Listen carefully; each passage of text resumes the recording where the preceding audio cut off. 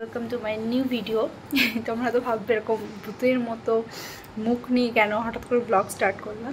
বলছি অ্যাকচুয়ালি বাড়িতে বসে খুবই বোর হচ্ছি, একদম ভালো লাগছে না। আর তোমরা হয়তো অনেকেই জানো যে কৃষ্ণনগরে জুডিও ওপেন হয়েছে নিউ, আর জুডিওতে যাওয়ার আমার ভীষণ ইচ্ছে, কারণ ওখানে নাকি অনেক কম প্রাইসে সুন্দর সুন্দর ড্রেস পাওয়া যায়। তো তোমরা এখনও যারা যাওনি, ভিডিওটা তাদের জন্য কি কি কালেকশন আসলো, কেমন প্রাইস, সবটা আজকে তোমাদের সাথে শেয়ার করব। আর কি কি শপিং করব সেটাও তোমাদের সাথে শেয়ার করব। পুরো ভিডিওটা দেখতে থাকো।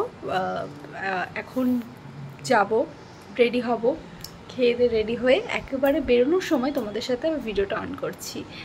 তো আমার এই ভূতনি মার্কা ফেসটাকে ইগনোর করো আর ভিডিওটা পুরোটা দেখতে থাকো। চলো, রেডি হয়ে একদম বেরোনোর জন্য তৈরি, কারণ তোমাদেরকে বলেছিলাম দুপুরে খাওয়ার আগে যে ভিডিওটা ওইভাবে রেখে দেওয়া হয়েছিল। তো এটা হচ্ছে আমার ফুল লুক।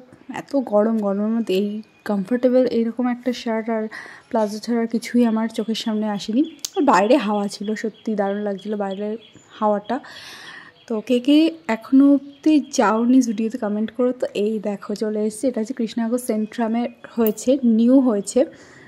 তো আমি তো একবার হলেও আসা প্রয়োজন ছিল, সবাই চলে এসেছে, আমি এখনও অবধি যেতে পারিনি। আর কালেকশানগুলো ভালোই ছিল, মোটামুটি ঠিকঠাক ছিল, যেহেতু নিউ ওপেন হয়েছিল সেই অনুযায়ী ভালোই ছিল, অনেক কালেকশান ছিল। তাও প্রচুর স্টক আউট হয়ে গেছিলো, এত ভিড় ছিল, প্রচণ্ড ভিড় ছিল সত্যি কথা বলতে। আর টপগুলোর কোয়ালিটি কালেকশন সত্যিই খুব অসাধারণ ছিল। আর আমি কি কি শপিং করলাম সেটা তো তোমাদেরকে দেখাবই।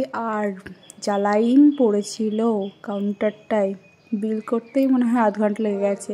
এখানে 249-এ নানান রকমের তোমার লিপস্টিক পাওয়া যাচ্ছিলো। আর এই ট্যান টপটা দেখো কতটা সুন্দর লাগছে। আমার এই ড্রেসটা এত পছন্দ হয়েছিল, বাট পরে দেখলাম পুরনো লাগছে, পুরনো লাগছে, আমার লাগছে, বাট যার ভালো লাগে পরে। কারণটা খুব সুন্দর লাগছিলো।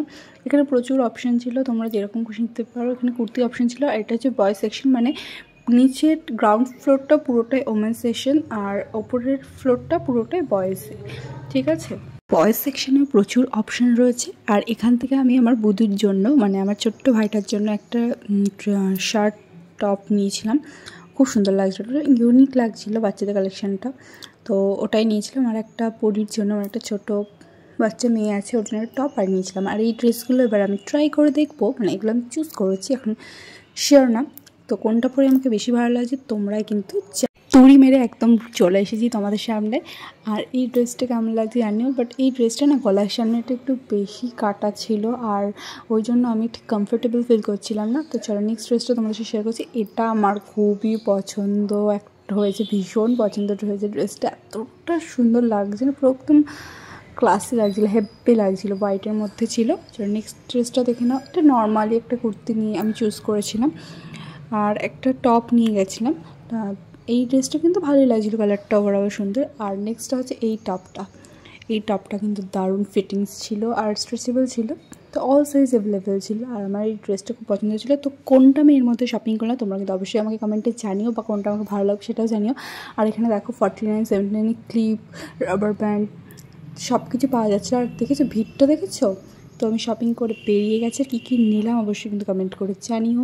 তো এবার আমি গাড়ি পার্কিং থেকে নিয়ে বেরিয়ে সোজা চলে যাবো মোমোর দোকানে। আর কৃষ্ণনগরের এই মোমোর দোকানটা যারা যাওনি ভাই একবার হলেও যাও, এত টেস্টি মোমো, দারুণ সুন্দর মোমো। আর এখানে ছিল কৃষ্ণনগর বারোদলের মেলা, যেটা সবাই জানো।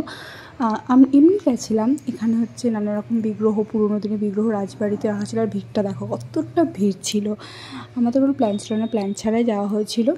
তো নেক্সট বারোদলের মেলায় আবার আসবো, ওই ব্লগটা পরে একদিন করবো। এখনও দেখো সব রকমভাবে সাজিয়ে কমপ্লিট হয়নি, মাত্র হয়তো 3-4 দিন হয়েছে, 3-4 দিনও না 2-3 দিন হয়েছে হয়তো শুরু হয়েছে বারোদলের মেলা। রাজবাড়ি কিন্তু আজকে পর্যন্তই লাস্ট খোলা থাকবে, মানে 3 দিন হয়তো খোলা থাকবে রাজবাড়ি গেট। এছাড়া এমনি মেলা 1 মাস থাকবে, পরের মাসে 8 তারিখ পর্যন্ত। তো সেই ব্লগটাও তোমাদের সাথে শেয়ার করবো। এখনও মানে পুরোপুরি কমপ্লিট হয়নি মেলাটা, ফাঁকাই রয়েছে, সব সাজাচ্ছে সবে। আর কৃষ্ণনগর মানেই মাটির পুতুল, এত সুন্দর সুন্দর মাটির পুতুল দেখে তো লোভ সামলাতে পারছিলাম না। বাই দ্য ওয়ে সেগুলোর প্রচুর দাম, মানে ভীষণই দাম। আর মেলা মানে খাওয়া দাওয়া, বাট খাবার দাবার দোকান সেরকম দেখলাম না, শুধু ফুচকা পাপড়ি চাট এসবই ছিল। আর এমনি ঘুরে ঘুরে দেখছিলাম।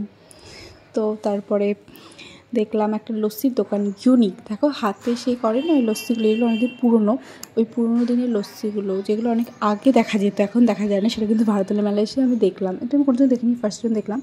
তো সেখান থেকে বেরিয়ে এবার চলে যাচ্ছি বাড়িতে চলে এসেছি। আর এখানে এসে খেয়ে নিলাম একটু রাত্রে রুটি আর তরকা। আজকের মতো ব্লগটা এখানেই কমপ্লিট।